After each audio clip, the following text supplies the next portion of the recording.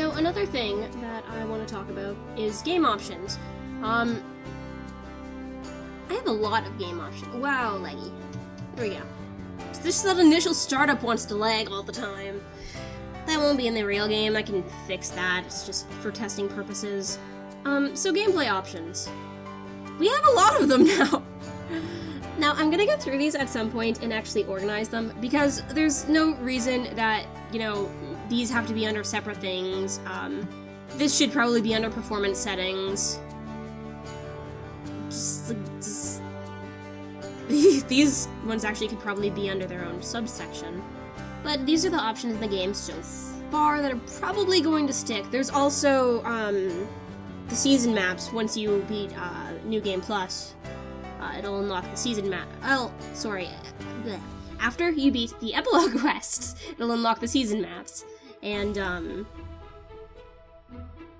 you'll be able to toggle between summer and winter maps for most of the maps, for most of the outside maps. So we have the markers, which has the exit markers, the shinies, and I added a here icon, which basically is the best word that I know. Will show an exclamation mark over your characters when you exit and enter maps, like that. It's probably not going to be the final animation, it's just the one that I have at the moment to make it work. So I'm using doodads for the exit markers to mark arrows over the doorways and exits. But I'm noticing a thing with doodads is they kind of appear when you enter maps, regardless of whether, because these are on a switch, obviously, but they just kind of appear regardless of whether the switch is on for a split second, and then they, load, go away, what have you. And I'm not really sure how to fix that. I might try moving doodads around in the list, see if it makes a difference. I'm not sure why it's doing that. Another option would be just to have the teleport fade stick around a second longer. But I'd rather not do that, because if you're running on a slow computer, some of the teleports take kind of a few seconds anyway. Actually, on that note, okay, I'll get to that note in a second. I want to finish going over the options. So mini-maps, same stuff as normal. Encounter rate is the same as EM so far. That's all the same. Glow effect, I think I've mentioned, it just turns off the light layer on maps. It adds sort of a glow effect to things, but I know that can get kind of hard to see. So it just turns that off and makes it a little clearer. I have vision issues, I know my brother has vision issues, and stuff like that's kind of hard on our eyes. I like it, but it is hard on the eyes after a while, so I have an option to toggle that off. Performance settings is the same. I've got these all actually worked out now, so everything's fine. I tested the game on a really low RAM computer, and I got through... I got through the entire, what I have so far without it crashing or anything, so I'm quite impressed with that. Cutscene settings, I think I mentioned auto-skip text, which just auto-plays the text. Help! Help is great. Help does the, that text. That explains it. That sums it up pretty good. I've also added difficulty settings. So we got normal mode, hard mode, and extreme mode. I've yet to kill a boss on extreme mode, but we'll see. Hard mode is fine. I have fun. I usually have been playing it on hard mode after I test it through on normal. These can be toggled anytime through the menu, like you can see. And, at the moment, it just changes the HP and stats and things like that. In the future, it will also change the skills, add more skills, or update the AI, and things to that effect. I don't have it programmed in because we're at the beginning of the game. What are they gonna do? Pull out, like, Ultima? I don't know. So, and autosave just saves between maps. I was getting some issues with it, actually, with the particle effects. Basically, autosave was breaking because, it didn't, save them, I guess, when it saved, and that was causing it issues. So we just wrote a little thing for that, and it worked. So, what I was going to say before I rudely interrupted myself is after I finished the chapter, I was bug testing it And I tested it on 4 different computers. Mine, my programmer's, our server computer, and what I'm calling the crap top, which is a very, very not great laptop. With an integrated graphics card to make it even better. And it actually worked really well on all of them. I was really impressed by that. Some issues I did have is the blur effect, for whatever reason. Now, keep in mind, this is the same blur effect that I used in GMEM. I've made no changes. I've updated other plugins, but not them, and I haven't updated Pixie since that. Like, computer ran it fine in GMEM. Now it wants to drop the frame rate down to like 10 frames per second, and it's just like, why? Why are you doing this? But it works so well! So I'm debating getting rid of the blur effect. Right now I have it disabled, because I was having that on both the server computer, which is overall lower tech than mine by a substantial margin, I would say, and then it was doing it also on my laptop, which was performing better with it, but it was still dropping at like 10 frames. So I might get rid of the blur effect. I'm not really sure. I don't need it. Like, I'm as it is, I'm hit or miss on having it there to begin with. I think it gooks up the screen a bit much. I know you can change the amount of blurring in Pixie, but as far as the overall scene appearance, I don't know. I'm hit or miss. I might get rid of it, I might not, but we'll see. Besides that, in terms of testing on my computers, the server computer cropped out about halfway through and ran out of memory, and then I'm like, oh, yeah, I don't have any of my cache settings on. So I modified them to be a little less intensive, and I played through on my server with those all on, and it didn't crash once. So yeah, yay! Sadly, there's not much I can do about that. I've got like so many images, and my parallax are huge. Oh, actually, on a note on that, my laptop has a chunk size of 40 something 9. I don't remember, 4,000 something anyway. So basically what that means is my big maps that are bigger than 1,000 or 4,000 by 4,000 don't show up. The screen just goes black. And I have this with EM1 as well. So we wrote a chunk limiter thing to basically say if the image is over 8,000 in size, it actually loads multiple images, because I guess that's okay. So that ended up working. In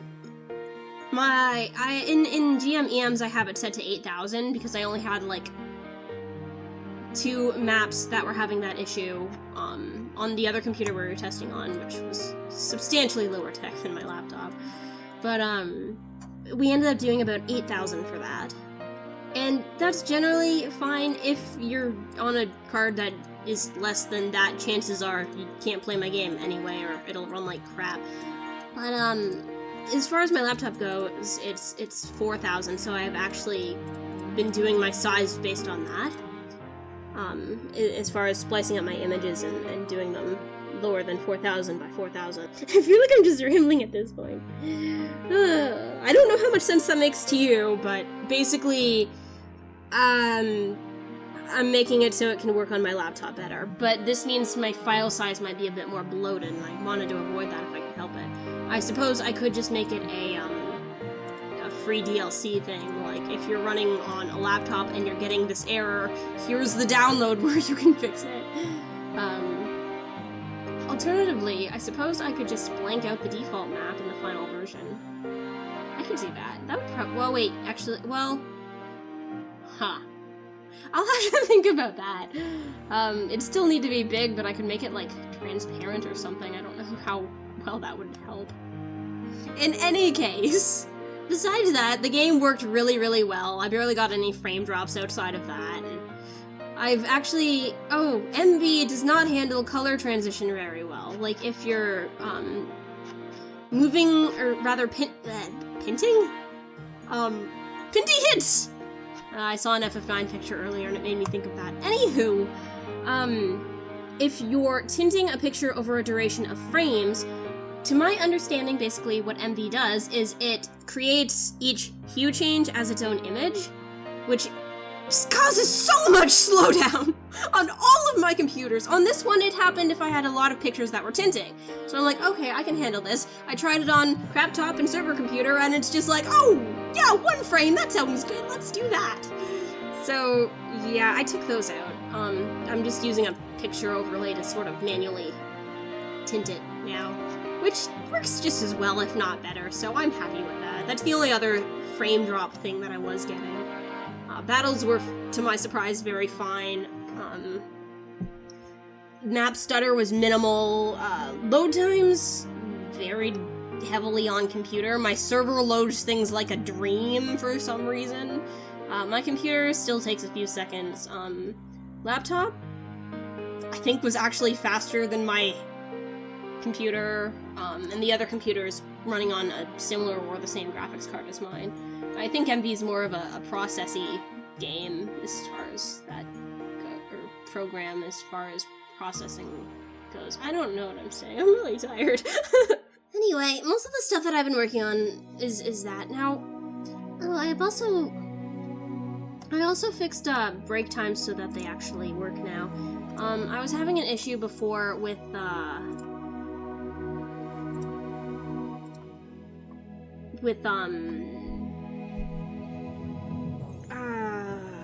whose plugin is it? Gal's event spawner and Gal's character animations, and the event spawner and the what is it?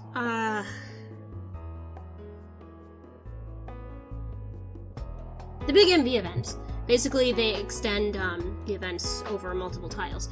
Anyway, so I was getting some weird metadata issue with that, with the character sprites one and the event spawner, which are both by Galf, which I thought was hilarious. So I spent like an hour trying to figure out what was wrong, looking at the wrong plugin.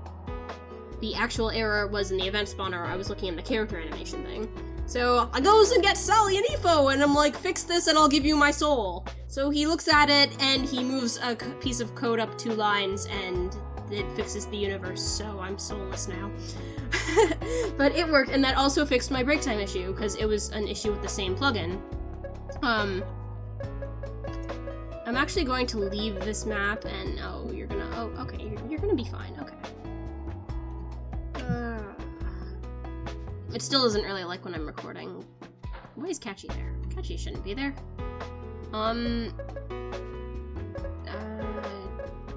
Where is it? Break times! Break times, where are you?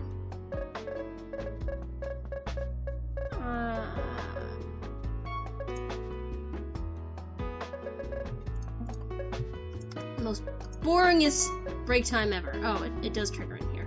Well, okay then. Anyway, so I changed the break time thing to show like that.